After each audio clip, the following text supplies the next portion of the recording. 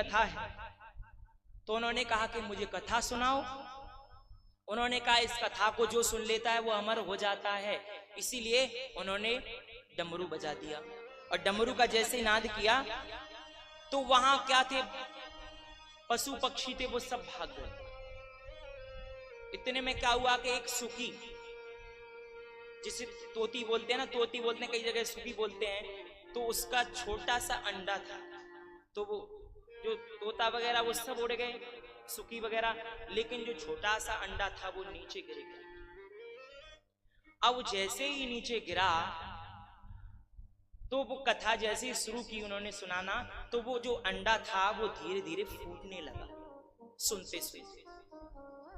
अब जैसे ही वो सुनते सुनते फूटने लगा, अब जैसे ही 9वें स्कंद 10वें स्कंद में आए तो वो थोड़ा निकल आया और निकल के थोड़ा ऐसे उड़ने के लिए होने तैयार हो गया।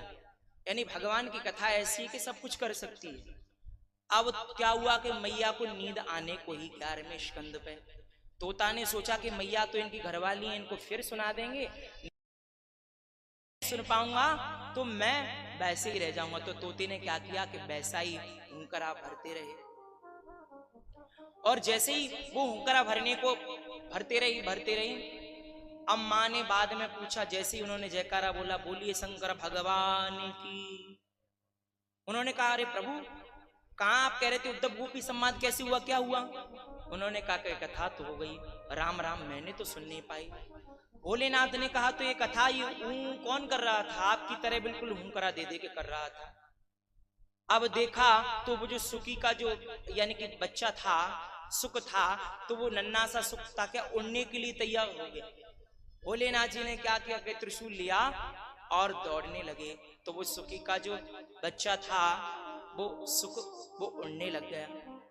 अब जैसे ही उड़ने लग गया तो व्यास जी की जो पत्नी थी, इसे पिंगला भी कहते हैं, बिटका भी कहते हैं, तो वो क्या कर रही थी कि चौथे दिन से ऋतु स्नान होता है, वो स्नान करके थोड़ा बाल सुखा रही थी छत पे, और सर्दियों का समय था।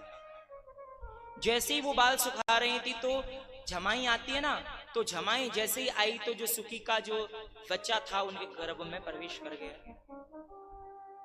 अब जैसे ही गर्भ में नारायण प्रवेश किया तो भोलेनाथ आए और व्यास जी ने कहा, कैसे आना हुआ? कि मेरी चोरी हो गई।